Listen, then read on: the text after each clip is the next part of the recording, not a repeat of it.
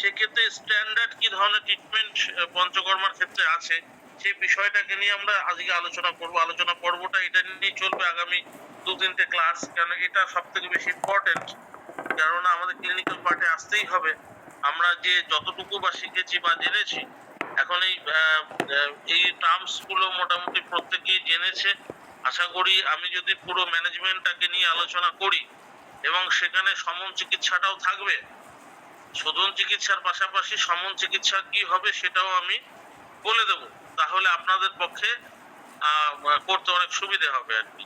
ঠিক আছে, তো প্রথমেই যে বিষয়টাকে নিয়ে আলোচনা করব সেই বিষয়টা হচ্ছে ফার্স্ট। রেকর্ড করেন কিন্তু? হ্যাঁ, রেকর্ডিং আছে, রেকর্ডিং চলছে, রেকর্ডিং চলছে, ঠিক আছে। বিষয়টাকে নিয়ে আলোচনা করব সেই বিষয়টা হচ্ছে অ্যাটাক্সিয়া, ঠিক আছে না?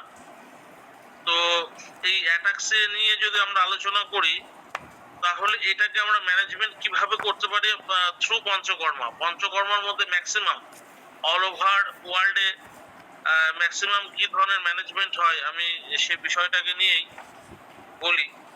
সেটা হচ্ছে এই ক্ষেত্রে আমরা যে অভয়ঙ্গম করি, অভয়ঙ্গম মানে হচ্ছে পুরো বডি আমরা যে মালিশটা দিই, স্নেহ যুক্ত মালিশ, মালিশ বলতে স্নেহযুক্ত মালিশ, তাকে আমরা আয়ুর্বেদের ভাষায় অভয়ঙ্গম বলি। তো বিষয়টা হচ্ছে যে এটা করতে গেলে আমাদের যে জিনিসগুলো দরকার, মানে কতগুলো অপশন থাকে। অপশন বলতে মানে 3-4 রকমের তেলের ক্যাটাগরি বা ভাগ থাকে। এবার যার কাছে যেটা অ্যাভেলেবেল সে সেটা দিয়ে করতে পারে, রেজাল্ট একই দাঁড়াবে। এটা নয় যে এটাতে বেশি দাঁড়াবে সেটাতে বেশি দাঁড়াবে, এরকম ব্যাপারটা নয়। তবু মোটামুটি দেখা যায় যে, এবং নিজেরা যেহেতু আপনারা প্রত্যেকেই ডাক্তার, সেহেতু এইটা আপনাদেরকে বুঝে নিতে হবে যে কোন জায়গাটাকে আমরা মহামাস তেল ব্যবহার করব, কোন জায়গাটাকে আমরা সহচরাদি ব্যবহার করব, কোন জায়গাটাকে বলা অশ্বগন্ধা তেল ব্যবহার করব, কোথায় নারায়ণা তেল ব্যবহার করব। এটা আপনাদের নিজস্ব ব্যক্তিগত ডায়াগনোসিস এবং আপনাদের দীর্ঘদিনের একটা অভিজ্ঞতা এই ক্ষেত্রে কিন্তু কাজ করবে। কোনো বিষয় কমন বলে কিছু হয় না। তো এই ক্ষেত্রে আমি যে বিষয়টাকে নিয়ে আলোচনা করছি সেটা হচ্ছে অ্যাটাক্সিয়া। এখানে মূলত দেখা যাচ্ছে 6 রকমের তেল ব্যবহার হয়। দরজাটা একটু দেখি, দরজাটা দেখি। আচ্ছা আচ্ছা, আমি 1 মিনিট, আমি একটুখানি ছেড়ে দিই। আচ্ছা, তোর বিষয়টা একটুখানি বল। হ্যাঁ, না না,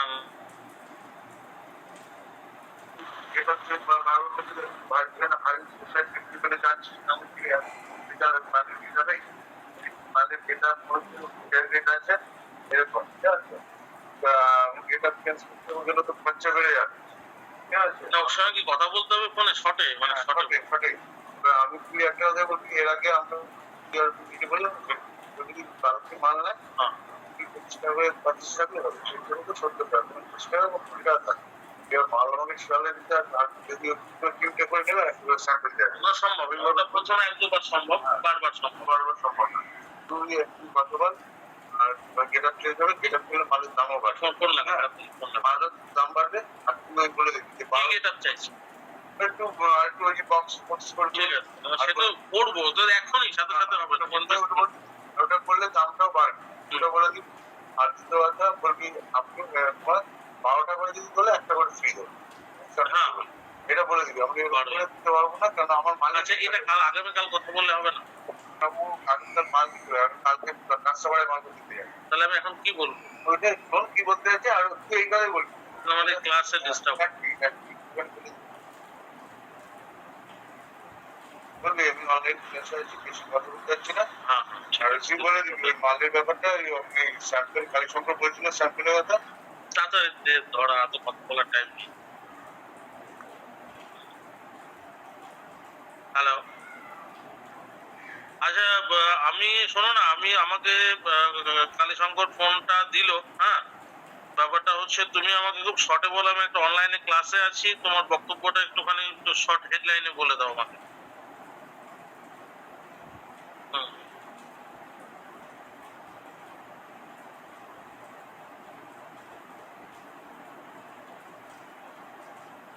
হুম হুম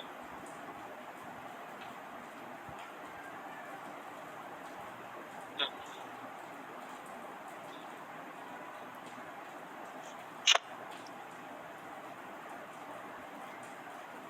আচ্ছা,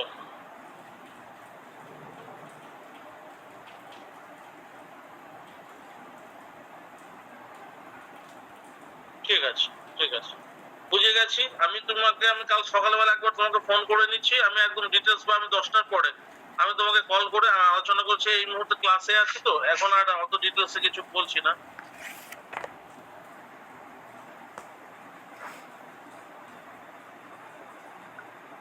ঠিক আছে, ঠিক আছে, আমি দেখছি তোমার সঙ্গে রাতে কথা বলে দিচ্ছি। হ্যাঁ, ঠিক আছে, ওকে ওকে, ঠিক আছে, এবার ঢুকে গেলাম। আর তো কিছু বক্তব্য নেই? তিনটে মানুষ হয়েছে না, আচ্ছা। সেটার বিরুদ্ধে যাচ্ছে সেটা। ঠিক আছে, যা এখন আর চার পাঁচটা মানে নিয়ে যাচ্ছে 10টা। ঠিক আছে, কালকে যা। পাঁচটা দিয়ে দেবো। ঠিক আছে, বিকালে হাট করাচ্ছে আচ্ছা আচ্ছা, ঠিক আছে। ঠিক আছে তুই নিয়ে যা না, রূপক এখন শুয়ে আছে। 10টা 12টা থাকতে হবে। ঠিক আছে, আর আমি সার্কটা দিচ্ছি না, ঠিক ঠিক ঠিক আমি শুধু 12টা থেকে 1টা। ঠিক আছে, হ্যাঁ।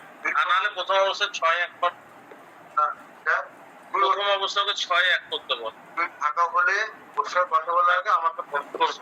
ঠিক আছে, ঠিক আছে, ঠিক আছে, ঠিক আছে। বলে গেলাম। যাই হোক, যে বিষয়টা নিয়ে আমরা আলোচনা করছিলাম সেটা হচ্ছে যে ওই অনেক রকম তেলের এই ক্ষেত্রে ব্যবহার হয়, মানে প্রতিটা ডিজিজের ক্ষেত্রে কিরকম। এবার আমি একটুখানি ধারণা দিই। মহামাস তেল মূলত কি ধরনের ক্ষেত্রে ব্যবহার হয়? মহামাস, মহামাস, এই মাস কথাটা মানে কিভাবে এসছে? মাস কথাটা এসছে হচ্ছে মাস কলাই থেকে। মাস কলাই থেকে এসছে মহামাস।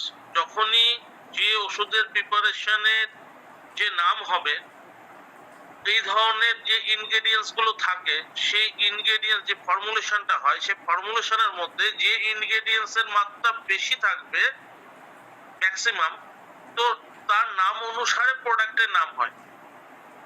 তো এক্ষেত্রে যে মহামাস তেল, এটা আমরা প্রত্যেকে নাম জানি, প্রত্যেকেই। এই মহামাস তেলটা এসছে কারণ এক্ষেত্রে মাসকলাইয়ের পার্সেন্টেজটা সব থেকে বেশি, তো সেই কারণে এটার নাম হচ্ছে মহামাস। তাহলে এই মাসকলাইটা বা মাসকলাই দিয়ে তৈরি যে তেলটা, এটা মূলত কি ধরনের কাজে লাগে? অ্যাকচুয়ালি মাসকলাই আর হচ্ছে কোচ বীজ বলতে আলকুশের বীজ, এরা কিন্তু সমগোত্রীয়। এটা কিন্তু সমগোত্রীয়। তো এই দুটোরই মানে সেম, এদের গুণাবলী প্রায় মানে 90% প্রায় সেম। বিষয়টা হচ্ছে এটা হচ্ছে যাদের মাসল ওয়েস্টেজের একটা ব্যাপার থাকে, এবং যেখানে দেখা যাচ্ছে মাসল গুলোর মধ্যে ইলাস্টিসিটি অনেক বেশি, মাত্রা ইলাস্টিসিটি অনেক বেশি ঢিলা। হ্যাঁ, এবং আমি ঠিক মানে খুব সহজ সরল ভাষায় বোঝাচ্ছি যাতে আপনাদের বুঝতে সুবিধা হয় আর কি। এবং পাশাপাশি দেখা যাচ্ছে যে মাংসবহ যে আমাদের সমস্যাগুলো হয় বডিতে, মানে আমাদের বিভিন্ন স্রোত থাকে না, মাংসবহ স্রোত, মেদবহ স্রোতের ডিসঅর্ডার, রক্তবহ স্রোত, রসবহ স্রোতের যে ডিসঅর্ডার গুলো হয়, তো দেখা যাচ্ছে যে এই মহামাস তেলটা যেখানে মাংসবহ স্রোত সম্পর্কিত ডিসঅর্ডার গুলো থাকে, সেক্ষেত্রে মহামাস তেলের একটা ব্যবহার আছে। এবং মহামাস তেল মূলত আমরা সব থেকে বেশি ব্যবহার হয় হচ্ছে প্যারালাইসিসে, যেখানে লিগামেন্ট, টেন্ডন, মাসল প্রচন্ড ঢিলা হয়ে যায় এবং কুইক হয়ে যায় ভীষণ মাত্রায়। তো সেই ক্ষেত্রে আমাদের ফার্স্ট চয়েস থাকে হচ্ছে মহামাস তেল। আর অনেক হাই পরবর্তীকালে আসে, মানে যেটা আরো বেশি ক্রিটিক্যাল, মানে যেখানে একেবারেই মুভমেন্ট নেই, সেক্ষেত্রে হয়তো সপ্তপ্রস্থ আমরা যোগ করি। হ্যাঁ, তো এইরকম অনেকগুলো ক্যাটাগরি হয়। তো এই মহামাস মূলত এই ক্ষেত্রে মানে যেখানে দেখবেন অ্যাটাক্সিয়ার পেশেন্ট অথচ মাসাল ওয়েস্টিং ব্যাপারটা একটু বেশি, সেক্ষেত্রে আপনার মহামাস তেল দিয়ে করবেন। আর হচ্ছে পঞ্চস্নেহ যে তেলটা হয়, পঞ্চস্নেহটা হচ্ছে যাদের দেখবেন যে বাত অ্যাগ্রাভেটেড বেশি, সেই ক্ষেত্রে আপনি পঞ্চস্নেহ ব্যবহার করবেন। সহচরাদি তেলটা ব্যবহার করবেন যে এই অ্যাটাক্সিয়ার সাথে সাথে স্পাইন রিলেটেড বা জয়েন্ট রিলেটেড সমস্যাটা একটু বেশি, সেই ক্ষেত্রে সহচরাদি আপনি এখানে ব্যবহার করবেন। আর যেখানে পেইনফুল কন্ডিশনটা একটু বেশি, মানে যেখানে ব্যথার প্রাদুর্ভাব তুলনামূলকভাবে অন্যান্য যে সিমটম আছে তার থেকে ব্যথার প্রাদুর্ভাব একটু বেশি, সেক্ষেত্রে আপনারা ব্যবহার করবেন হচ্ছে মহানারায়ণা। অলওয়েজ, যে কোনো ক্ষেত্রে, শুধু অ্যাটাক্সিয়ার ক্ষেত্রে বলে বলছি না, যে কোনো রোগের ক্ষেত্রে, কারণ প্রত্যেকটা তেলই হচ্ছে বাত শামক। এখানে যতগুলো তেল নিয়ে আলোচনা করছি প্রত্যেকটা তেলই হচ্ছে বাত শামক। যেখানে দেখবেন যে নিউরোলজিক্যাল কন্ডিশন, এবার আপনারা কিন্তু মিক্সড করেও করতে পারেন, মানে যে সিঙ্গেল ভাবে করছেন শুধু এটা নয়, মিক্সড ভাবেও করতে পারেন। যেখানে দেখছেন যে একটু নিউরোলজিক্যাল কন্ডিশনটা একটু বেশি মাত্রায় এফেক্টেড, সেই ক্ষেত্রে আপনার বালা অশ্বগন্ধা সব থেকে বেস্ট।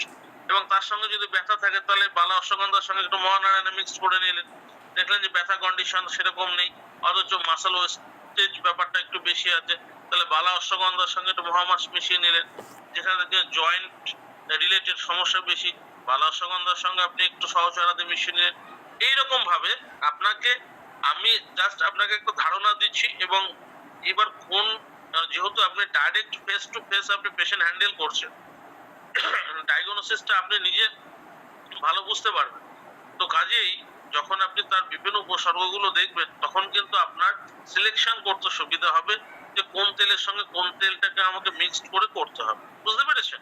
তো প্রথম আমরা যে স্নেহনটা করাবো, মানে পুরো বডি অভয়ঙ্গম যে করব, তো এই ব্যাপারটা আপনি এই ধরনের যে তেল, আমি যে কয়েকটা তেলের নাম বললাম, এই কয়েকটা তেলের মধ্যে নিয়ে কাজ করবেন, মিক্সড করে কাজ করবেন, দেখবেন ভালো রেজাল্ট আসবে।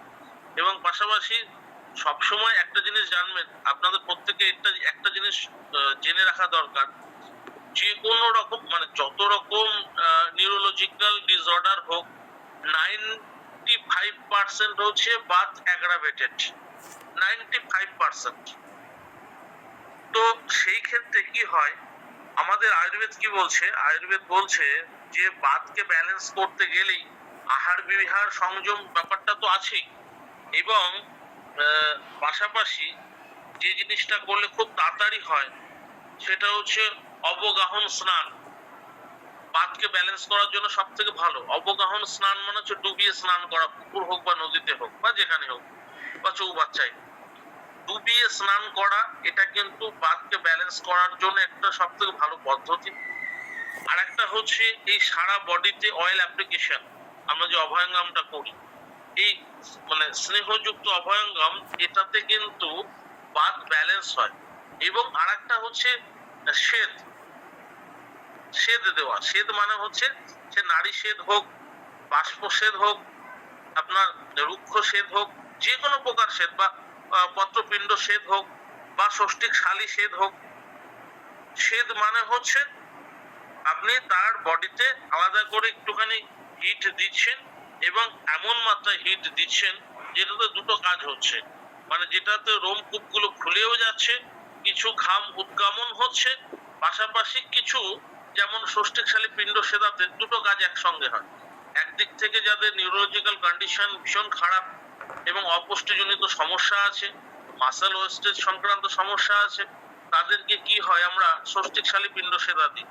তো এই ষষ্ঠিকশালী পিণ্ড সেদাতে কি করে, সেখানকার মাসেল গুলোকে অনেক বেশি হৃষ্টপুষ্ট করে, কারণ এটা অনেক, মানে এর নিউট্রিশনাল ভ্যালু অনেক হাই, এক্সটার্নাল ইউজ হচ্ছে, বাট এটা নিউট্রিশনাল ভ্যালু এতটাই বেশি যে যে জায়গাটা দেখছেন আপনি যে ওয়েস্টেজ হচ্ছে, সেখানে কিছুদিন যদি আপনি ষষ্ঠিকশালী পিণ্ড সেদা দেন, দেখুন সেই জায়গাটা ভরাট হয়ে গেছে এবং ওখানে একটা প্রাণ চলে এসছে, যেখানে হয়তো সেন্সের অভাব আছে, আস্তে আস্তে শুকিয়ে যাচ্ছে জায়গাটা। সেই ক্ষেত্রে কিন্তু আপনি এটা ব্যবহার করতে পারেন। তো শ্বেদ অনেক রকম হয়, নারী শ্বেদ হয়। নারী শ্বেদটা কি, নারী শ্বেদটা হচ্ছে যে নলের মধ্যে দিয়ে আমরা যে বাষ্পটা দিই, এটাকে বলা হয় শ্বেদ। যে ক্ষেত্রে ঘামের উদ্গমন হবে এবং আমাদের বিভিন্ন রোমকূপগুলো ওপেন হয়ে যাবে, যার ফলে আমরা এটাকে শ্বেদ বলি। তো এই ধরনের পেশেন্টের ক্ষেত্রে দেখা যাচ্ছে যে বাত অ্যাগ্রাভেটেড,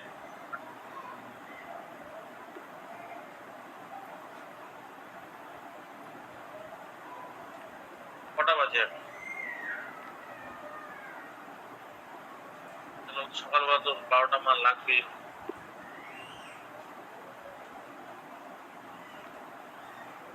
এটা বন্ধ,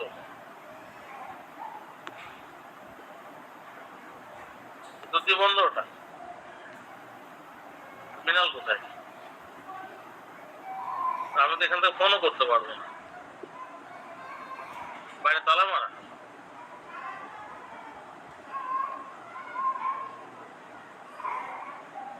আমি যদি ওটা পরে গিয়ে যদি খুলে দিই তাহলে তুই পারবি দিতে? আমি পরে গিয়ে খুলে দিচ্ছি।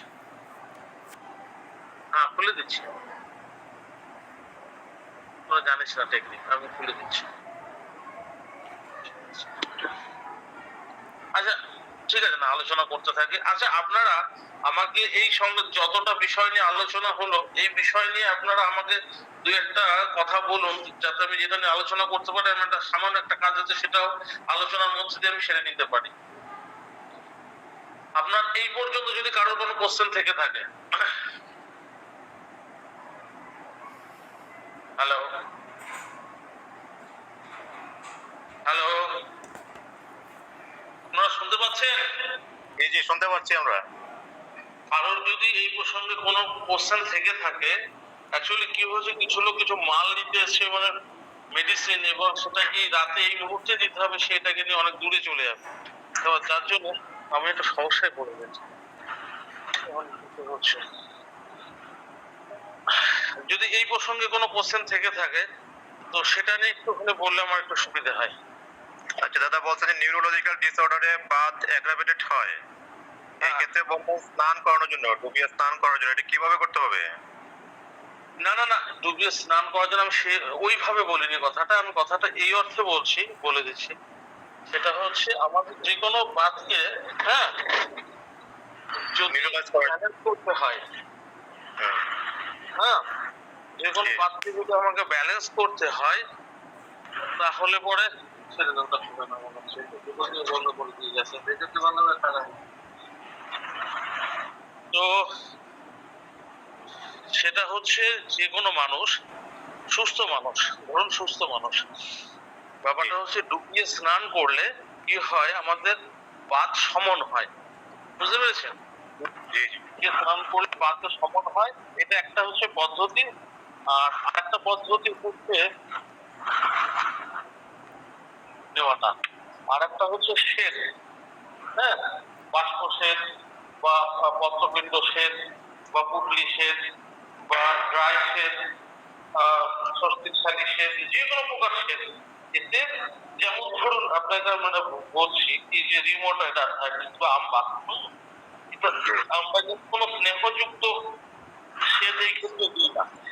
আমরা স্নেহযুক্ত সেচ দিই না, এই ক্ষেত্রে আমরা কিন্তু বালুকার সেচ দিই বা লবণের সেচ দিই, বুঝতে পেরেছেন? তো এই সেচ দিলেই এখানে আম বাত কথাটা, আমের সঙ্গে সম্পর্কিত হচ্ছে বাত কথাটা। তো অ্যাকচুয়ালি বাতকে ব্যালেন্স করতে হবে, আর পাশাপাশি আমকেও, যে সঞ্চিত আম রয়েছে সেটাকেও আমরা ওই জায়গা থেকে শুকিয়ে ফেলতে হবে। তো এটার জন্য আমাদের কিন্তু এইরকম ব্যবস্থা রয়েছে। তো আমরা যদি এই তিন প্রকারের করি তাহলে আমাদের বাতকে ব্যালেন্স করতে গেলে পরে, যেমন আমরা তো এই ক্ষেত্রে মেডিসিন ইউজ করি, ঠিক আছে, এক্ষেত্রে মেডিসিন,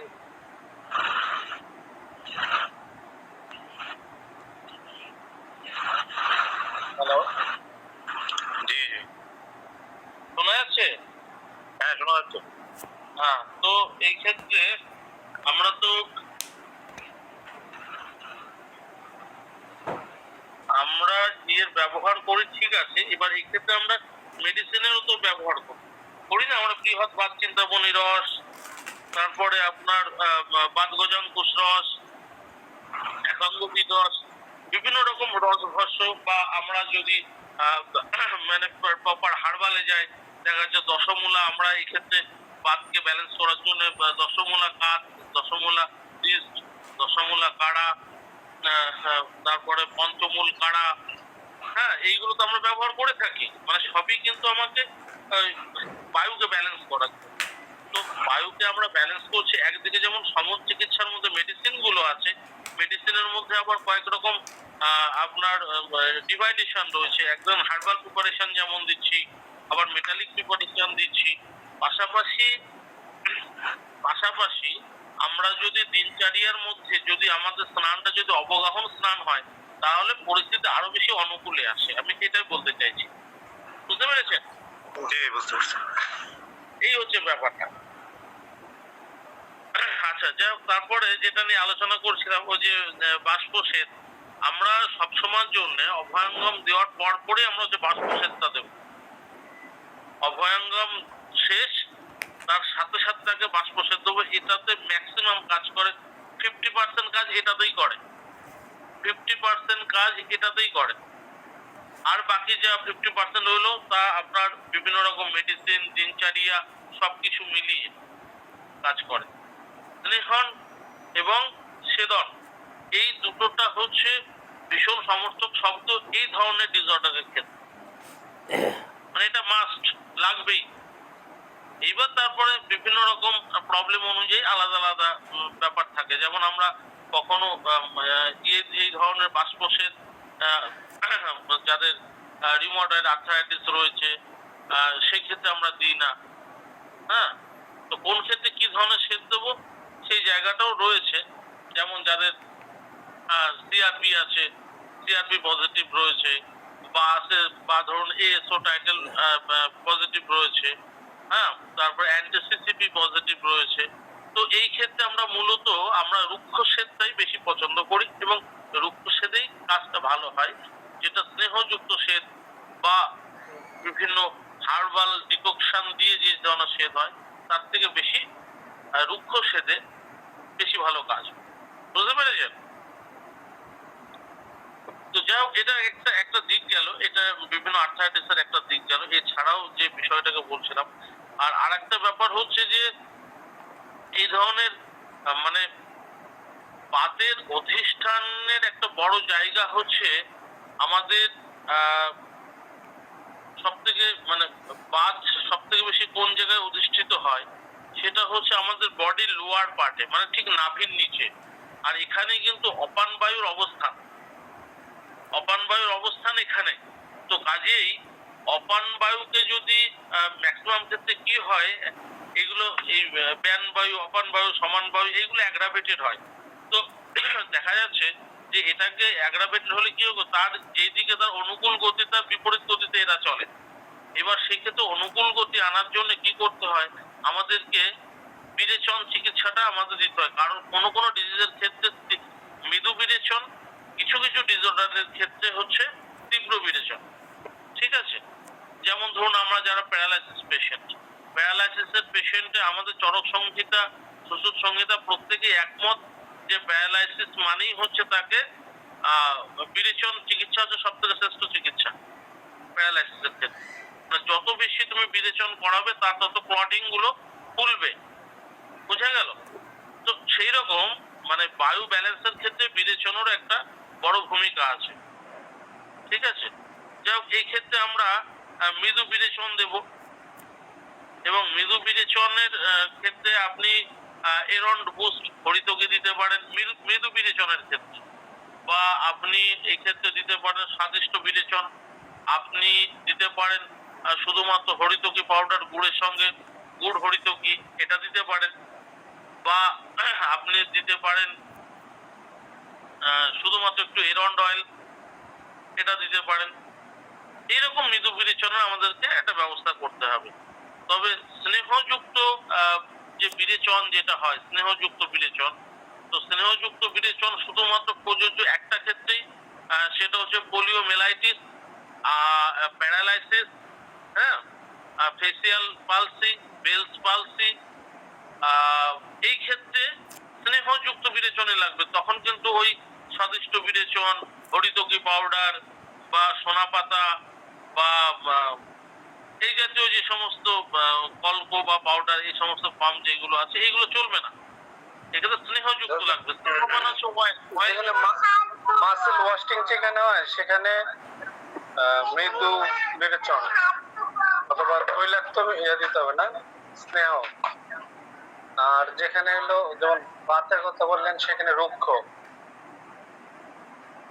না না না, বাতের ক্ষেত্রে রুক্ষ না, যেক্ষেত্রে আমবাত মানে মানে বায়ু অবস্থান রয়েছে, আবার আপনার অপক্ষ আমরস যেখানে অবস্থান করছে, এই দুটোর সংমিশ্রণ যেখানে, সেই ক্ষেত্রে আপনার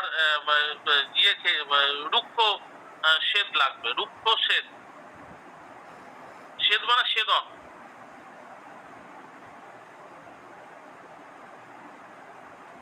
আপনাকে একটা উদাহরণ দিলে আপনি বুঝে যাবেন, একটা উদাহরণ দিয়ে আপনি এই জায়গাটা ক্লিয়ার না, আপনাকে একটা উদাহরণ দিলে আপনি বুঝে যাবেন। রুক্ষ বলতে যেমন দাদা ত্রিফলা চূর্ণের যে সেদ্ধন্ত দেওয়া হয় ওইটা?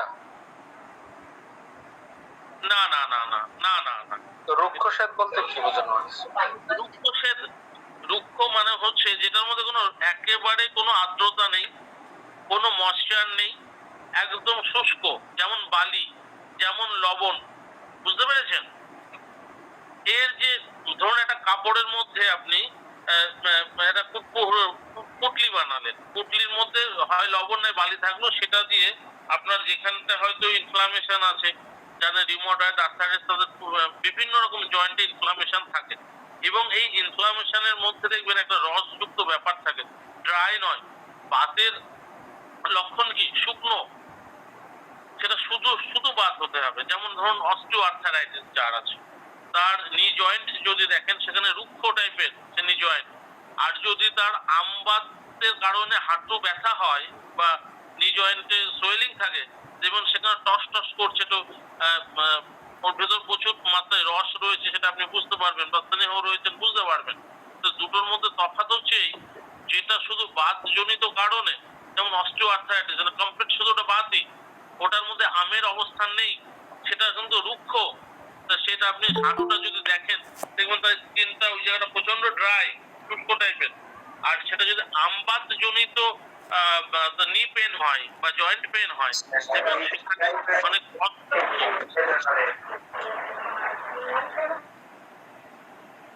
আমি কি বোঝাতে পারলাম এই জায়গাটা?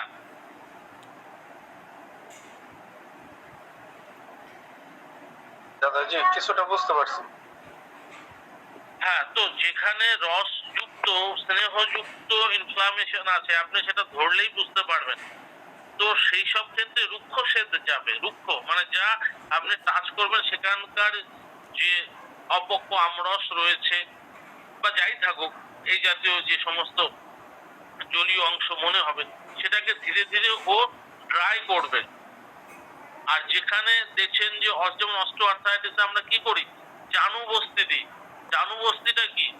জানু বস্তিটা হচ্ছে তৈলযুক্ত বা স্নেহযুক্ত একটা হিট, মানে ও ক্ষেত্রে আপনার যদি আমি জানু বস্তিতে যদি তেলের ব্যবহার না করি, তাহলে বাতের সমন করে কি?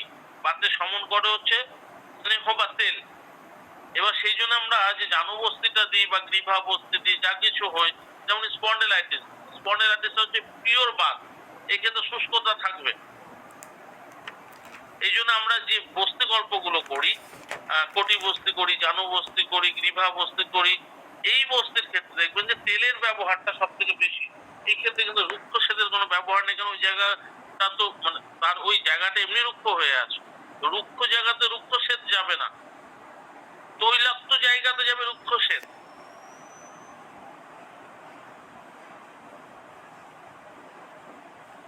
একটা ক্লিয়ার হয়েছে দাদা কিছুটা বোঝা গেল? দাদা এই ক্ষেত্রে একিউট ইনফ্লামেশন সেই ক্ষেত্রে কি কাজ করবে? একিউট কোনো যদি হয় বা অ্যাক্সিডেন্টাল ক্ষেত্রে, সেই ক্ষেত্রে কি কাজ করবে?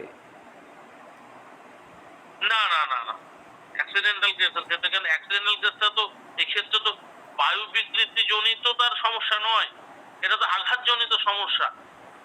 তার টিস্যু হ্যামারেজ হয়েছে যে কারণে তার ইনফ্লামেশন, এই ক্ষেত্রে কিন্তু কাজ করবে না।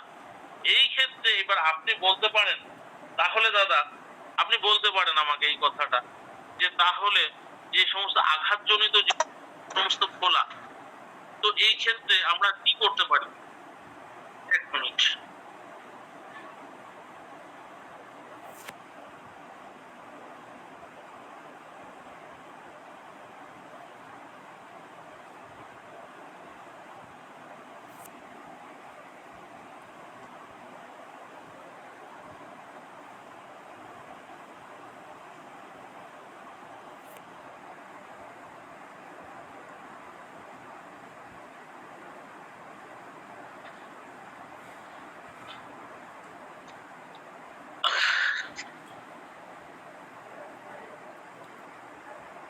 তো যে বিষয়টাকে নিয়ে আলোচনা করছিলাম,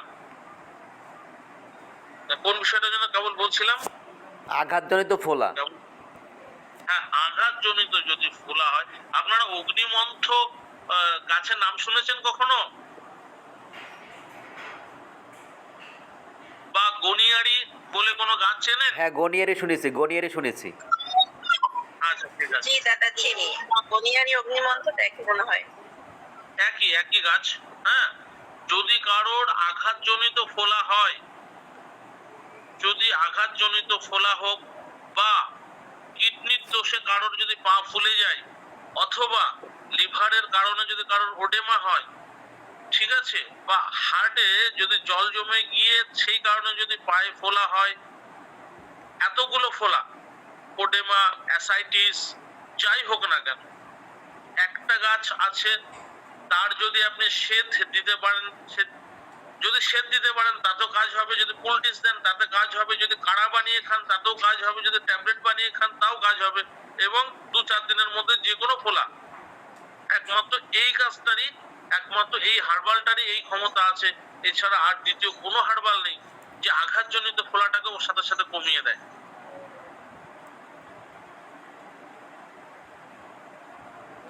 তো মানে এটা ব্যতিক্রমী একটা কথা বললাম, এটা আমাদের এই মানে এই সমস্ত সাবজেক্টের মধ্যে নয়।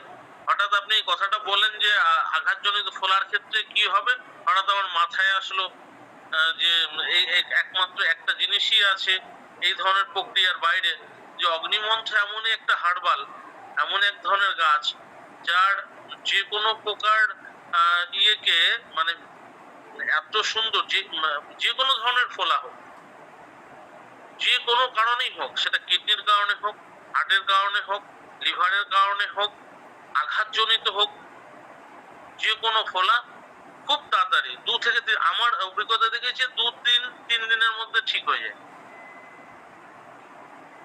এবার সেটার আপনি পেটে ওটা লেপ দিতে পারেন একটু উষ্ণ করে সেই জায়গাটাতে, বা আপনি মানে ওই যে স্টিম কুকার হয় তার মধ্যে পাতাগুলো ছেড়ে দিয়ে তার যে ভাপ হয় সেটা দিতে পারেন, এটা কাড়া বানিয়ে খাওয়াতে পারেন, যেভাবে করবেন সেভাবে কাজ হবে।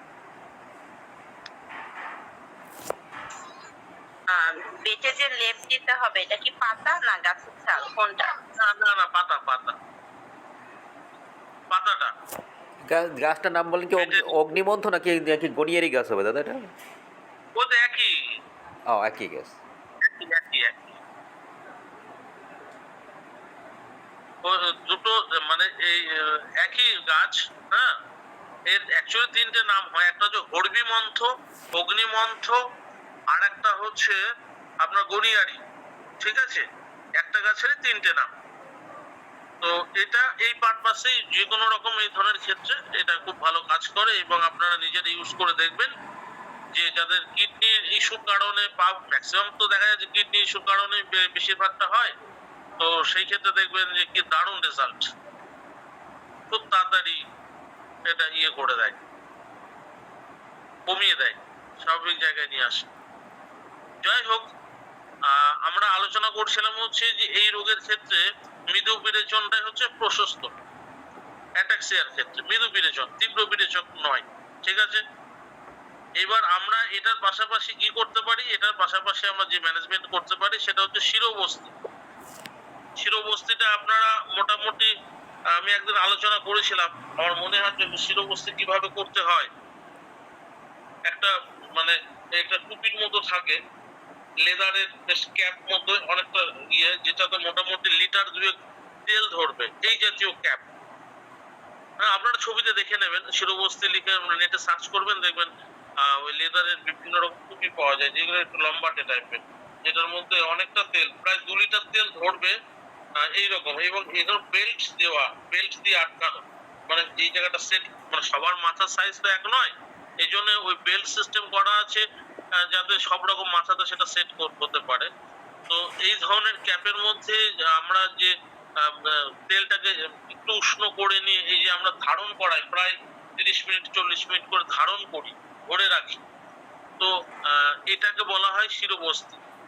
এবং এই শিরোবস্তির সব থেকে একটা অবাক বিষয় আপনাদের বলি, এটা অনেকেই জানে না, অনেকে ভাবে যে মাথায় আমি আমার ক্যাপের মধ্যে আমি তেল ঢেলে দিলাম, অথচ সেই তেলটা ইন্টারনালি কি কাজ করবে, এটা অনেকের ধারণা হয় যে এটা ইন্টারনালি কি, আমি তো এই মাথার তেল মাখলাম, তো সেটা আমার ব্রেনের ভেতরে ঢুকে কিভাবে কাজ করবে, সেটা অনেকে বুঝতেই পারে না। এবং এটা অনেকে ঠিক মাথায় আসে না যে কিভাবে এটা মেকানিজমটা বুঝতে পারেন। অ্যাকচুয়ালি দেখবেন যদি আপনারা প্র্যাকটিক্যাল করেন, আমারও অ্যাকচুয়ালি আমার নিজের ভেতরে এই ধরনের কোশ্চেন ছিল আগে।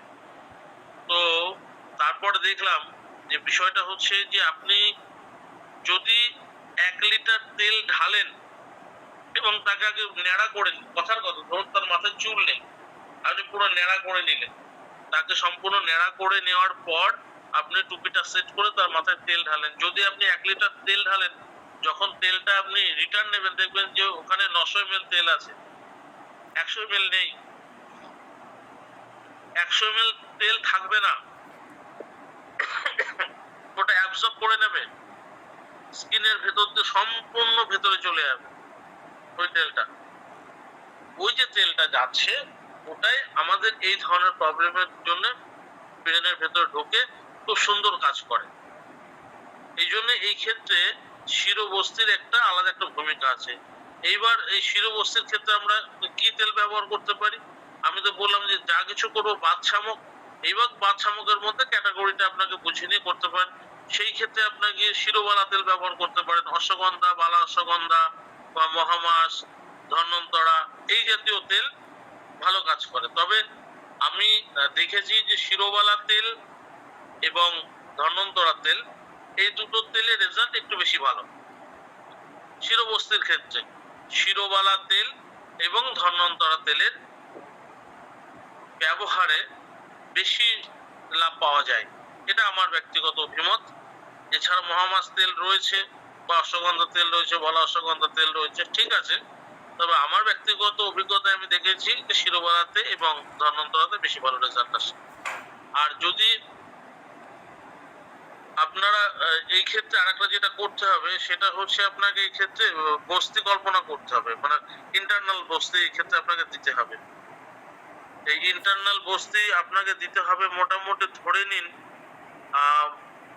এটাকে বলা হয় আপনার প্রায় দিন 15 আপনাকে এই বস্তিটা দিতে হবে। নিরীহ বস্তি, বুঝতে পেরেছেন? নিরীহ বস্তি দেবেন, এক্ষেত্রে নিরীহ বস্তিটা বেশি ভালো কাজ করে। এই বস্তিটার প্রিপারেশনটা হচ্ছে, ফর্মুলেশনটা হচ্ছে মুস্তাদি জাপানা বস্তি। এই মুস্তাদি জাপানা বস্তি যদি আপনি তাকে ইন্টারনালি দেন, এবং সেক্ষেত্রে আপনাকে স্নেহ যুক্ত করে দিতে হবে। স্নেহ যুক্ত করে কিরকম, শুধু কাড়া বানিয়ে দিলে হবে না। যখন আপনি রেগুলার একটা নিরীহ বস্তি দিচ্ছেন, তো সেই ক্ষেত্রে আপনাকে এটাকে শুধু কাড়া বা কষায়া বানিয়ে দিলেই হবে না, এটার সঙ্গে পরিমাণ মতো, মোটামুটি অ্যাভারেজ পরিমাণ কি থাকে, অ্যাভারেজ পরিমাণ 100 ml মতো ধরুন তিল তেল দেবেন, তার সঙ্গে 50 ml দেবেন হচ্ছে আপনি মধু, তার সঙ্গে 10 গ্রাম দেবেন সন্ধব লবণ, ঠিক আছে। এই কটা জিনিস থাকবে এবং তার সঙ্গে আপনি এই মুস্তাদি জাপানা এটার ডিককশন একসঙ্গে মেশাবেন, মিশিয়ে আপনি এটা বসতে দেবেন 15 দিন। তাতে দেখবেন যে আপনি মোটামুটি দিন 15 বাদে একটা ভালো রেজাল্ট আপনার কাছে চলে এসেছে, ঠিক আছে। এবং এটার পাশাপাশি আমরা আর কি করতে পারি? এটার পাশাপাশি আমরা এই ধরনের পেশেন্টের ক্ষেত্রে আমরা নরসম আমাদের ক্ষেত্রে মাস্ট। অভয়াং আপনার হচ্ছে শিরোবস্তি, শিরোধারা, যেরকম আমাদের ব্রেন রিলেটেড যে সমস্ত সমস্যাগুলো হয়, সেই ক্ষেত্রে আমরা মূলত আমরা কি করি, আমরা এই ক্ষেত্রে দেখা যাচ্ছে যে আমরা শিরোধারা দিই, শিরোবস্তি দিই, শিরোপিছু দিই এবং নরসম। নরসমের কিন্তু একটা বিরাট বড় ভূমিকা আছে। দুটো জিনিসের ভূমিকা খুব, মানে নিউরোলজিক্যাল কন্ডিশনের ক্ষেত্রে খুব ভালো কাজ করে, নরসম এবং তার সঙ্গে ইন্টারনাল যে বস্তিটা আমরা দিই, নিরীহ বস্তি হোক বা অনুবাসন বস্তি হোক, ঠিক আছে। তো যাই হোক, আমরা এই রোগের ক্ষেত্রে অনুবাসন বস্তিতে আমরা যাচ্ছি না, এই রোগের ক্ষেত্রে আমরা যাব হচ্ছে নিরীহ বস্তিতে, কিন্তু সেই ক্ষেত্রে আমরা স্নেহযুক্ত করে দেবো, কেন শুধু নিরীহ বস্তির মধ্যে যদি স্নেহ না থাকে তাহলে বাত আরো বেড়ে যায়, বেড়ে গিয়ে তার ক্ষুধামন্দ তৈরি হয়, শুষ্কতা বেড়ে যায়, সেই লোকটা ধীরে ধীরে আরো রোগা হতে থাকে এবং তার ওজন রিডিউস হতে থাকে, যদি কিনা আমরা শুধুমাত্র লাগাতার নিরীহ বস্তির দিই। তো নিরীহ বস্তিতে বাত অ্যাগ্রাভেটেড হয় যখনই আপনি স্নেহ তার সঙ্গে যুক্ত করছেন। যেমন কি কি দিচ্ছেন আপনি, সেক্ষেত্রে দিচ্ছেন হচ্ছে মধু দিচ্ছেন, সন্ধব লবণ দিচ্ছেন এবং তিল তেল দিচ্ছেন, তার সঙ্গে কাড়া। এই দ্রব্য যখন মিশিয়ে আপনি দেবেন তখন তার বাত অ্যাগ্রাভেটেড হবে না এবং ঠিকঠাক সেটা কাজ করবে। বুঝতে পেরেছেন? এবার তার পাশাপাশি আমরা কি করব, পাশাপাশি করব হচ্ছে আমরা নরসম দেব। নরসম সব থেকে বেস্ট। নরসমের জন্য কি, সেটা হচ্ছে শিরোওয়ালা 1.1 বা 101 বলে একটা ড্রপ পাওয়া যায়, বা মহারাজা প্রসারণী 101 বা ধন্বন্তরা তেল 101। 101 কথাটার মানে হচ্ছে 100 গুণ ক্ষমতা সম্পন্ন, মানে একটা ড্রপের ক্ষমতা প্রায় 100 ml এরকম। তো 1.1 আমি দিয়ে দিয়েছি ওষুধ, তো কিছু দিতে হবে না। বললো মানে আমি তো 1:30টার সময় ওষুধ দিয়েছি ওদের, কিচ্ছু দিবি না ওদের। আমি 8:30টার সময় দিয়েছি, জিজ্ঞেস করো ওদের ওষুধ। হ্যাঁ হ্যাঁ। তো বিষয়টা হচ্ছে এই 1.1 অনেকে এই ব্যাপারটা বোঝে না ভাই। তো 1.1 এই মানে দেখবেন যে শিরোওয়ালা লেখা আছে, তার পাশে 1.1, ধন্বন্তরা 1.1, মহারাজা প্রসারণী 1.1, 101। এটা হচ্ছে প্রচন্ড কনসেন্ট্রেটেড একটা ড্রপ, যেটা পাওয়ার এক ফোঁটাতে প্রায় 50 থেকে 100 ml এর মতো পাওয়ার। যদি ডিককশন ফর্মে যদি এর টেম্পারমেন্টটাকে আমরা মেজারমেন্ট করি তাহলে দেখা যাবে এক ফোঁটার যে মানে, যেমন ধরুন মাদার টিংচারের ক্ষেত্রে যেটা হয়, হোমিওপ্যাথির ক্ষেত্রে যে মাদার টিংচার হয় না, তার যে শক্তি মাত্রাটা হয় সেম এই ক্ষেত্রেও তাই হয়। তো আমরা যদি এটা ড্রপ যদি আমরা নাকে দিই তাহলে পরে ক্ষেত্রে এই ক্ষেত্রে খুব ভালো কাজ হয়। বোঝা গেল? এবং এটা আপনি মোটামুটি ধরে নিন সকাল বিকাল 2 টাইম দিতে পারেন, লাগাতার 21 দিন দেবেন, লাগাতার 21 দিন দেবেন। দেওয়ার পরে কিন্তু মানে কোনো পেশেন্টকে কন্টিনিউ 1 মাস 2 মাস ধরে দিয়ে যাচ্ছে এরকমটা না। যে কোনো মেডিসিন কন্টিনিউ 15 দিন 16 দিন 20 দিন 22 দিন দেওয়ার পরে 2-4 দিন 5 দিনে একটুখানি গ্যাপ দেবেন, দিয়ে আবার নতুন করে স্টার্ট করবেন মেডিসিনটা। গ্যাপ দিলে রেজাল্ট আরো বেশি আসে, তাড়াতাড়ি হিলিং পাওয়ার আরো বাড়ে। আর কেউ যদি কন্টিনিউ দিতেই থাকে তাহলে কি রেজিস্ট করে বডিতে, বডি রেজিস্ট করে। এই জন্য একটু 2-4 দিনের গ্যাপ দিতে হয়, যে সেটা মেডিসিন হোক, কোনো থেরাপি হোক বা যাই হোক, একটু গ্যাপ দিলে পরে 2-4 দিনের গ্যাপ দিলে পরে তাহলে বডিতে রেজিস্ট করে না, আবার হিলিং পাওয়ারটা বেড়ে যায়, তার সেলফ পাওয়ারটা আরো বেড়ে যায়, আরোগ্যকারী শক্তিটা। তো যাই হোক, এইভাবে আমরা অ্যাটাক্সিয়ার ম্যানেজমেন্ট এইভাবে করব। সেই ক্ষেত্রে আমরা যদি সমন চিকিৎসা করি, মানে এই পঞ্চকর্মার এতগুলো দিক তো বললাম, তাহলে এবার যদি আমরা সমন চিকিৎসা করি, সমন চিকিৎসার ক্ষেত্রে আমরা কি কি মেডিসিন দিতে পারি, যেহেতু এটা বাতা অ্যাগ্রাভেটেড ডিসঅর্ডার, তো সেক্ষেত্রে প্রথমেই আসবে বৃহৎ বাতচিন্তামণি রস। একটা করে দিনে 2 বার আপনারা দেবেন। বৃহৎ বাতচিন্তা 125 mg দিলেই হবে। 125 mg বৃহৎ বাতচিন্তামণি আপনি যদি দেন তাহলে এটা হবে। এবং তার সঙ্গে হচ্ছে পঞ্চামৃত লৌহ গুড় 200 mg দেবেন। আর গলা অশ্বগন্ধা ঘৃত 1 চামচ।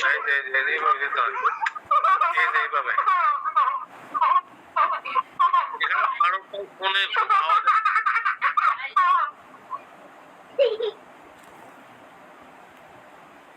কারোর ফোন থেকে খুব আওয়াজ আসছে।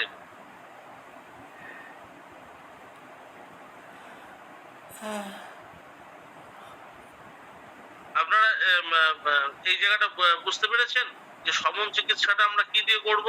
সমন চিকিৎসাটা আমরা করব প্রথমে হচ্ছে বৃহৎ বাতচিন্তামণি একটা করে 2 বার খাবে, এবং তার সঙ্গে হচ্ছে পঞ্চামৃত লৌহ গুকুল এটাও একটা করে 2টো খাবে, এবং এটার যে ইয়েটা হবে, ট্যাবলেটটা হবে, সেটা 300 বা 450 mg হলে ভালো হয়, প্রপার ডোজ হয়। এবং পাশাপাশি বালা অশ্বগন্ধা ঘৃত 10 ml, টোটাল মানে 10 ml কে দুভাগে ভাগ করবে, 5 ml এ বেলা, 5 ml ও বেলা।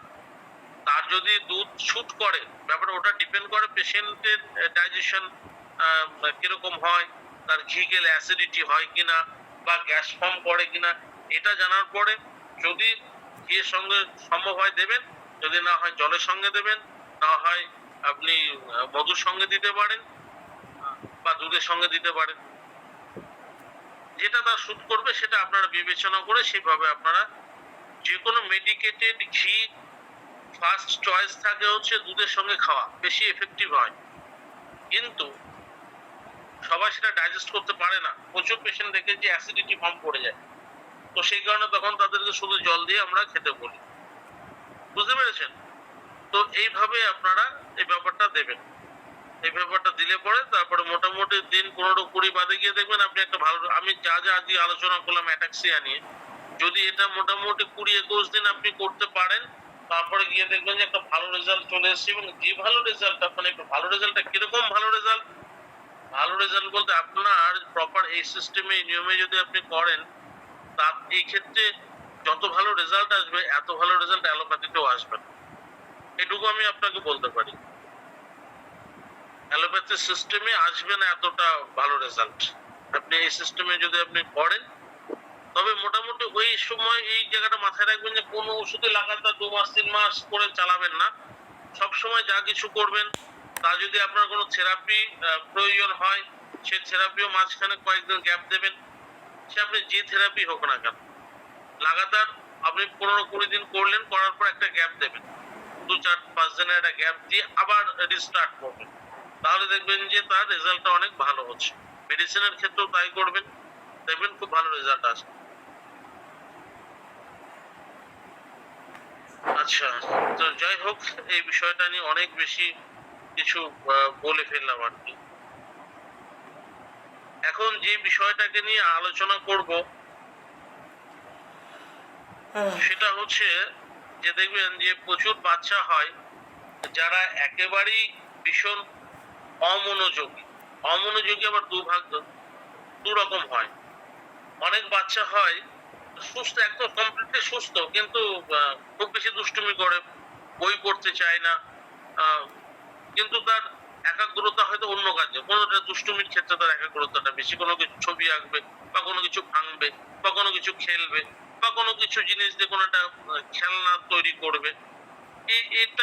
এটা কিন্তু সে মনোযোগী, আমি সেক্ষেত্রে অমনোযোগী নয়। আনকনসিয়াসনেস যে চাইল্ড গুলো হয় তারা কিরকম হয়, দেখবেন কিছুটা তাদের চেহারা কিন্তু সিপি চাইল্ডের বাচ্চাদের মতো, তাদের মুখের আকৃতি মানে ভাবটা এবং তাদের তাকানো, তাদের চলাফেরা, তাতে আপনি বুঝতে পারবেন। এবং তারা খুব চুপচাপ টাইপের হয়।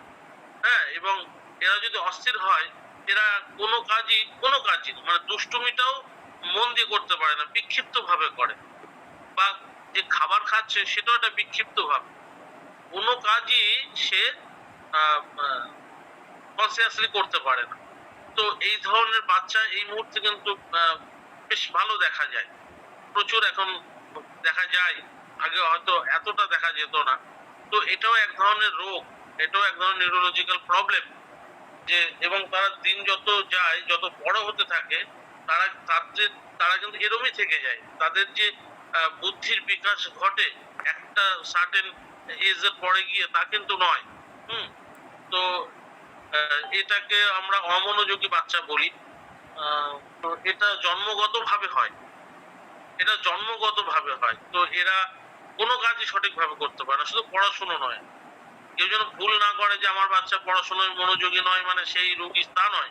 ব্যাপারটা হচ্ছে তারা ছোটবেলা থেকেই না কোনো একটা দুষ্টুমি ঠিক মতো করতে পারে, না খাবারটা ঠিক মনোযোগ দিয়ে খেতে পারে, না কোনো কাজ ঠিক মতো করতে পারে, না বই ঠিক মতো পড়তে পারে, না টিভি দেখা বা মোবাইল দেখা সেটাও সঠিকভাবে সে কোথায়, বিক্ষিপ্ত ভাবে সবকিছু করবে। এটা আনকনসিয়াসনেস চাইল্ড, এটা এক ধরনের ডিসঅর্ডার। তো এই ক্ষেত্রে সমন চিকিৎসাটা ভালো কাজ করে। তো এই সমন চিকিৎসার ক্ষেত্রে আর এবং সমন চিকিৎসার পাশাপাশি যদি নরসম, কারণ এই ক্ষেত্রে অভয়ঙ্গম কিন্তু কারণ এখানে ব্রেন সেল সেইভাবে তা ডেভেলপ করে, তো সেই ক্ষেত্রে অভয়ঙ্গমের এই ক্ষেত্রে কোনো ভূমিকা নেই। এই ক্ষেত্রে ভূমিকা আছে হচ্ছে নরসমের একটা ইন্টারনালি একটা ভালো ভূমিকা আছে। এই ক্ষেত্রে আপনারা নরসম দেবেন, এবং যদি মনে করেন যে আপনি শিরোধারা দেবেন, শিরোধারা দিতে পারেন। যদি মনে করেন বস্তি দেবেন, বস্তি দিতে পারেন। এবং তার সঙ্গে আপনি যেটা চালাবেন সেটা হচ্ছে মেডিসিন সমন চিকিৎসার জন্য। তো এই সমন চিকিৎসার জন্য যদি আপনারা মেডিসিন চালান, প্রথমে আপনাকে বলবো যে প্রথম মেডিসিন যেটা হওয়া উচিত সেটা হচ্ছে বাতকুলান্ত রস 125 mg করে, একটা করে 2 বার করে দিন। তার সঙ্গে আপনি দেবেন হচ্ছে মানস মিত্র বটি, মানস মিত্র বটি, এটা খুব ভালো কাজ করে এই ধরনের। বা তার যদি স্যালভেশনও হয়, যে লালা টালা পড়ে টড়ে বা কথার মধ্যে জড়তা থাকে, সেটার ক্ষেত্রেও ভালো কাজ করবে। আর পঞ্চগব্য ঘৃত বলে একটা মেডিসিন হয়, তো এই পারপাসে বা কুমার কল্যাণ রস বা কল্যাণিকা রস, ঘি, এটা ঘি প্রিপারেশন, এই মেডিসিন যদি আপনি দেন, আমি যে 3-4টে মেডিসিনের নাম বললাম, তার সঙ্গে অবশ্যই আপনি যেটা দিতে পারেন সারস্বতা রিস্ট আপনি এই ক্ষেত্রে দিতে পারেন, এবং ব্রহ্ম রসায়ন বা আপনি ওটাকে বলা হচ্ছে ব্রাহ্মীর কোনো একটা প্রিপারেশন, ব্রাহ্মী ঘন বটি হতে পারে, সেটা ব্রাহ্মীর কোনো একটা সিরাপ হতে পারে। অথবা যদি ব্রাহ্মী না দেন তাহলে আরেকটা জিনিস দিলে কাজ করবে, সেটা হচ্ছে শঙ্খপুষ্পী সিরাপ। তো এই ধরনের বাচ্চার ক্ষেত্রে শঙ্খপুষ্পী খুব ভালো কাজ করে, এবং শঙ্খপুষ্পী ভীষণভাবে নার্ভিন, শঙ্খপুষ্পী ভীষণভাবে নার্ভিন। আবার ইন্টেলেক্ট যে লেভেলটা আছে, যাদের বুদ্ধির বিকাশ হয় না, তো এই বুদ্ধির বিকাশ করার ক্ষেত্রে আপনারা সব থেকে এই যে সারস্বতা রিস্ট কথাটা বলি, এই সারস্বতা রিস্টের সবথেকে একটা বড় পার্ট রয়েছে হচ্ছে শঙ্খপুষ্পী। সারস্বতা বলা হয় শঙ্খপুষ্পীকে। তো এই শঙ্খপুষ্পীর মধ্যে সেই প্রপার্টি আছে যেটা আমাদের বুদ্ধিমত্তা লেভেলটাকে অনেক বাড়িয়ে দেয়, এবং আমাদের ব্রেন সেলের কোষ বিভাজন করতে অনেক হেল্প করে এবং খোলেও। এবং যার ফলে এই ধরনের বাচ্চার ক্ষেত্রে যদি শঙ্খপুষ্পী ইউজ করা যায় তাহলে কিন্তু খুব ভালো রেজাল্ট পাওয়া যায়, এবং সেটা দেখেছি সত্যি হয়। যদি কোনো কারণে, যদিও শঙ্খপুষ্পী একটা বিতর্কিত ভেষজ, বলে রাখি এখানে প্রসঙ্গত ভাবে, শঙ্খপুষ্পী একটা বিতর্কিত ভেষজ। এক একটা প্রদেশে এক একটা গাছকে শঙ্খপুষ্পী বলা হয়। যেমন সাউথ ইন্ডিয়ায় অপরাজিতাকে বলা হয় শঙ্খপুষ্পী, যেহেতু গঠনটা অপরাজিতা যেটা আমরা দেখি শঙ্খের মধ্যে একটু পেঁচানো, তো তাই ওরা এটাকেই বলে শঙ্খপুষ্পী। আচ্ছা, মধ্য ভারতে ছোলা গাছের মধ্যে এক ধরনের গাছ হয়, সেটাকে বলা হয় শঙ্খপুষ্পী, এবং মার্কেটে বিক্রিও হয়। আপনি যদি শঙ্খপুষ্পী বলে অর্ডার দেন, বা যত ফার্মা কোম্পানিগুলো আছে তারা কিন্তু এই নিয়ে কাজ করছে, প্রতিটা কোম্পানি। যদি ওয়েস্ট বেঙ্গল এবং বাংলাদেশ নিয়ে যদি আমরা বলি, ওয়েস্ট বেঙ্গল, বাংলাদেশ, বিহার, উড়িষ্যা এবং আসাম, এই জোনটাকে নিয়ে যদি আমরা বলি, তাহলে ডানকুনি বলে এক ধরনের গাছ হয়। ডানকুনি, নট থানকুনি, ডানকুনি এক ধরনের গাছ হয়। সেটাকেই আমাদের বাংলার বৌদ্ধরা, যারা মানে অতি প্রাচীন যে সমস্ত বৌদ্ধরা ছিলেন, মানে সেই গঙ্গাধরের আমল থেকে, তো এরা কিন্তু ডানকুনিটাকেই শঙ্খপুষ্পী বলে নির্বাচিত করছে। আমি জাস্ট এই প্রসঙ্গ ক্রমে বলে রাখলাম যে এই ধরনের যে কোনো মানে বুদ্ধিমত্তা সংক্রান্ত ব্যাপার আছে, এই ধরনের ডিসঅর্ডারের ক্ষেত্রে যদি 1 নম্বর কোনো হার্বাল সব থেকে বেশি কাজ করে থাকে, সেটা নাম্বার 1 হচ্ছে শঙ্খপুষ্পী। এবং এবং আমি আগেই বলেছি এটা ভীষণভাবে নার্ভিন, কারণ স্ট্রোকের প্যারালাইসিসের ক্ষেত্রে শঙ্খপুষ্পীর ভূমিকা বিরাট, চিন্তার বাইরে। এবং যাদের অ্যাংজাইটির কারণে যাদের ব্লাড প্রেশার, যাদের কোলেস্টেরল বা ট্রাইগ্লিসারাইড লেভেল স্বাভাবিক, আর্টারি ব্লকেজের কোনো ব্যাপার নেই, অথচ সে স্থূলও নয়, খুব রোগাটে গঠন, তারপরেও তার দেখা যাচ্ছে প্রচুর হাই প্রেশার, তো তার অ্যাংজাইটি ট্রেস এইগুলো খুব বেশি মাত্রায় আছে। তো সেই ক্ষেত্রে যদি আপনি শঙ্খপুষ্পী ব্যবহার করেন, যে দেখবেন এই ক্ষেত্রে অন্য কোনো অত ভালো কাজ করছে না, শুধু শঙ্খপুষ্পী ব্যবহার করে দিন, দেখুন পেশেন্ট ঠিক। কিন্তু বিষয়টা হচ্ছে এই জায়গাটাতে আমরা বিভিন্ন সময় বিভিন্ন রকম মেডিসিন আমরা দিই। আমরা বিশেষ করে ব্লাড প্রেশারের ক্ষেত্রে মূলত প্রচুর মাত্রায় আমরা মোরিঙ্গা ব্যবহার করি, প্রচুর মাত্রায় রসুনের ব্যবহার করি, প্রচুর মাত্রায় আমরা অর্জুন ছালের ব্যবহার করি, প্রচুর মাত্রায় আমরা জটামানসির ব্যবহার করি, জটামানসির প্রচুর ক্ষমতা আছে, শ্বেত চন্দনের ব্যবহার করি, আমরা রুদ্রাক্ষের ব্যবহার করি, এবং মানে সর্বোপরি সবাই যেটা করে সেটা হচ্ছে সর্পগন্ধা। এখন বিষয়টা হচ্ছে সর্পগন্ধা সব ক্ষেত্রে কার্যকারী নয়, এবং সর্পগন্ধা ডায়াস্টেলিকের ক্ষেত্রে যত ভালো কাজ করে সিস্টোলিকের ক্ষেত্রে অত ভালো কাজ করে না। যাই হোক, আমি মানে বলতে একটা অন্য প্রসঙ্গে চলে যাচ্ছি। যাই হোক, আমি শঙ্খপুষ্পীটাকে নিয়েই বলছিলাম, যদি আপনারা এটা জোগাড় করতে পারেন বা আপনাদের ওখানকার কোনো কোম্পানি যদি এই ধরনের, আমাদের যেটা বললাম আমি সব রকম ধারণা আপনাদের দিয়ে দিলাম, কমপ্লিট ধারণা যে শঙ্খপুষ্পী আমাদের বাংলা, বিহার, আসাম আর বাংলাদেশ, চারটে এই জায়গা মিলে ডানকুনিকে চিহ্নিত করেছেন শঙ্খপুষ্পী বলে, এবং এটার মধ্যে টোটাল সেই প্রপার্টি রয়েছে, সম্পূর্ণ সেই প্রপার্টি রয়েছে।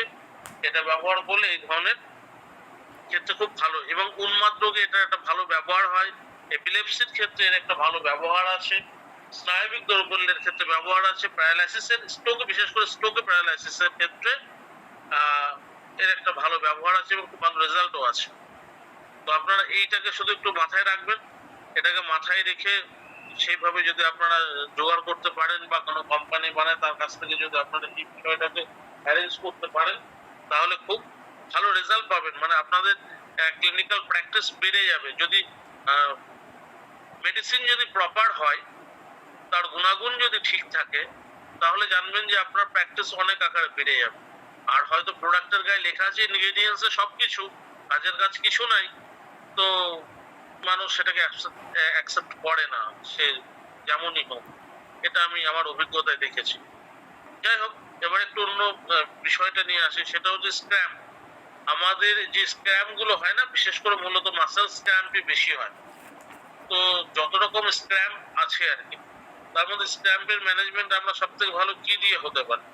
স্ক্র্যাম্পের ম্যানেজমেন্ট সব থেকে ভালো হয় সেদন, এবং এই ক্ষেত্রে যে সেদনটা সব থেকে ভালো কাজ করে, দু রকম সেদন কাজ করে।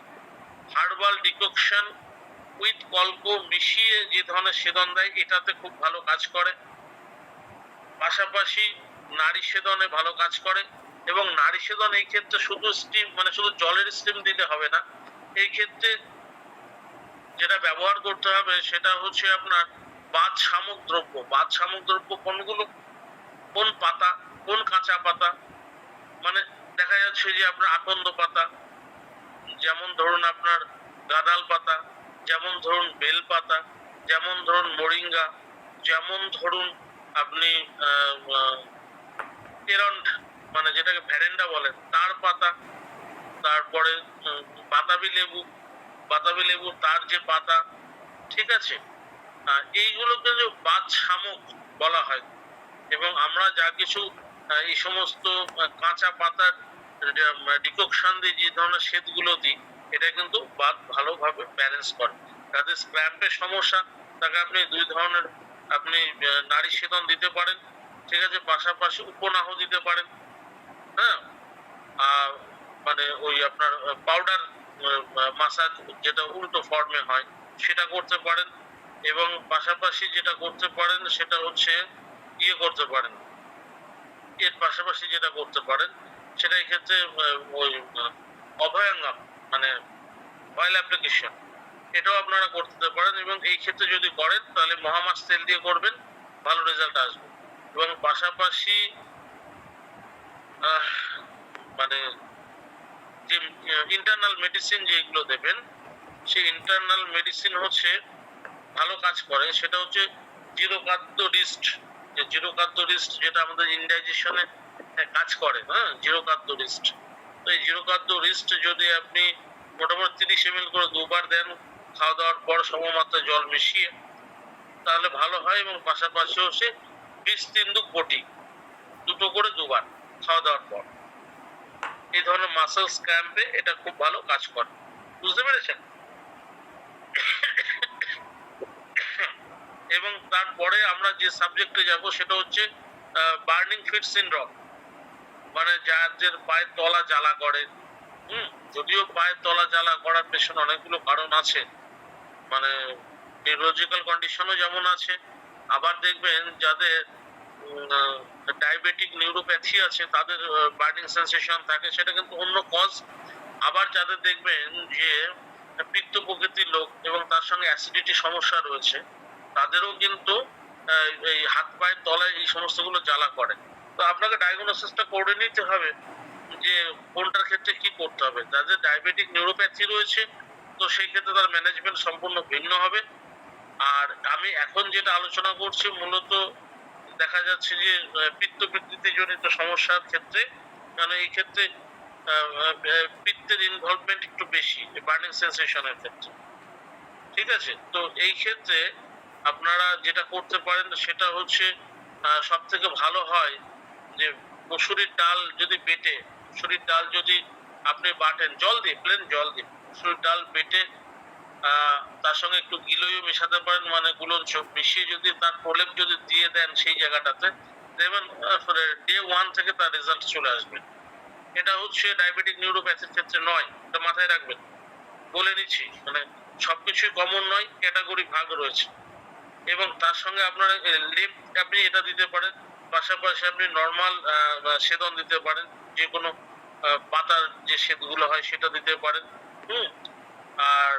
আর একটা হচ্ছে যদি কোনো অয়েল অ্যাপ্লিকেশন করেন পার্টিকুলার ওই জায়গাটাতে, সেক্ষেত্রে চন্দনাদি তেল হচ্ছে এই ধরনের বার্নিং সেন্সেশনে খুব ভালো কাজ করে। চন্দনাদি তেল, ঠিক আছে? পাশাপাশি এই ধরনের ক্ষেত্রে একটা ইন্টারনাল বস্তি দেবেন 2-3 দিন, বেশি লাগবে না, 2-3 দিন। সেটা হচ্ছে যষ্টি মধুর কাড়া। যষ্টি মধুর কাড়া দিয়ে আপনি একটা বস্তি দেবেন কয়েকটা, 3-4টা, বেশি বেশি লাগবে না। দেখবেন যে আপনার বার্নিং সেন্সেশন ঠিক হয়ে গেছে। আর ইন্টারনাল মেডিসিন যদি সমল চিকিৎসা করেন, সমল চিকিৎসার ক্ষেত্রে সব থেকে ভালো কাজ করবে এক্ষেত্রে কৈশোর গুকুল যদি আপনি দেন, 2টো করে দুবার দেন, ঠিক আছে? 2টো করে দুবার। আর প্রবাল পিস্তি দেন 250 mg করে দিনে দুবার, একটা করে, হয় মধুর সঙ্গে অথবা বাটারের সঙ্গে অনুপান হিসাবে দিতে পারেন। আর যদি মনে করেন যে তেল লাগাবেন, তাহলে তো বললাম যে কোনো প্রকার বার্নিং সেন্সেশনে এই ধরনের ক্ষেত্রে আর কি, মানে বার্নিং ফিট সিনড্রোম, তার মানে এইটার ক্ষেত্রে ওই চন্দনাদি তেলটা সব থেকে ভালো কাজ করে, বুঝতে পেরেছেন? তাহলে এই ধরনের পেশেন্টকে আপনারা হ্যান্ডেল করতে কোনো সুবিধা হবে না। আমি ওষুধ, তার ডোজ, কি তেল ব্যবহার করবেন, কি বসতে যাবে, কি লেপটা মাথায় রাখবেন, খুব ইন্টারেস্টিং এবং বেশ চমকপ্রদ, কারণ আমি নিজে করি এটা। প্লেন মুসুরি ডাল একটু পেটে লাগিয়ে দেন পায়ে, দেখুন ডে 1 মানে যেদিন লাগালেন, যেই মুহূর্তে লাগালেন, আধা ঘন্টা বাদ থেকে দেখবেন তার জ্বলন কমে গেছে,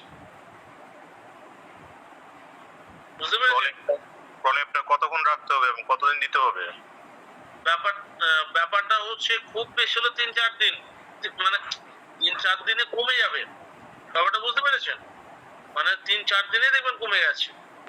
এইবার রাখতে হবে হচ্ছে মানে যতক্ষণ না পর্যন্ত লেপটা পুরো ড্রাই না হয়ে যাচ্ছে, মানে শক্ত হয়ে গেছে, যখন আপনি ওটাকে ছাড়াবেন একদম পুরো ড্রাই। মানে অনেক সময় দেখুন আমরা চুন হলুদ লাগাই না, চুন হলুদ একদম শুকিয়ে গেছে, চলটা মতো পড়ে গেছে বা লেয়ার পড়ে গেছে, শক্ত লেয়ার, তাকে ভেঙে ভেঙে বার করতে হচ্ছে। এই জাতীয় মানে পুরো ওখানকার মানে পুরো মসুর ডাল বাটাটা তার ভেতরে যে রসটা সম্পূর্ণ স্কিন যখন টেনে নিচ্ছে, নেওয়ার পর ওটা যখন ড্রাই হয়ে যাচ্ছে সেই অবস্থায় ওটাকে মোটামুটি আধা ঘন্টা থেকে 40 মিনিট লাগে আমি দেখেছি ড্রাই হতে। ব্যাস তারপর আপনি ধুয়ে ফেললেন, হয়ে গেল, কোনো ব্যাপার নয়। মানে খুব ইজি প্রসেস, বাট যে কোনো রকম বার্নিং ফিট সিনড্রোমের ক্ষেত্রে এটা দুর্দান্ত কাজ করে। আমি তো তাও আপনাকে এত মেডিসিন করলাম। হ্যাঁ, আমি কি করি বলে দিচ্ছি। আমি প্লেন গুরুচাঁদনি লৌহ 2টো করে 2বার দিয়ে দিই, আর তার সঙ্গে মসুর ডাল পেস্ট করে লাগিয়ে দিই, ব্যাস হয়ে গেল। আর খুব বেশি অন্যান্য জায়গায় যদি বার্নিং সেন্সেশন থাকে, যেমন মাথার তালু, হাতের তালু বা পুরো বডির বিভিন্ন জায়গায়, তখন ওই চন্দনাদির তেল একটুখানি হালকা করে লাগিয়ে দিয়ে বললাম যে এটা লাগিয়ে বসে থাকো, ব্যাস হয়ে গেল। এটাই, এর বেশি আর কিছু লাগে না। গুরুচাঁদনি লৌহ একদিকে যেমন পিত্তকে ব্যালেন্স করছে, পাশাপাশি বার্নিং সেন্সেশনের উপরে খুব ভালো কাজ করছে, দুটো মিলিয়ে। যাই হোক, আমি আর আলোচনা দীর্ঘায়িত করবো না, আমি এখানে একটু রাখছি, কারণ আমার পরপর কয়েকজন দাঁড়িয়ে আছে আমার সঙ্গে কথা বলবে বলে। আমি এখানে আপাতত রাখছি। আমি নেক্সট কাল পরশু জানিয়ে দিচ্ছি যে নেক্সট আমি কবে আবার ক্লাস নিচ্ছি। প্রত্যেকে শুভরাত্রি জানাই, প্রত্যেকে ভালো থাকবেন। আমরা নেক্সট ক্লাস আরো সুন্দর করে এগিয়ে নিয়ে যাব। আরো প্রচুর ভালো ভালো ডিজিজ আছে যার ম্যানেজমেন্ট নিয়ে আমরা আলোচনা করবো। ঠিক আছে, প্রত্যেকে শুভরাত্রি জানাই।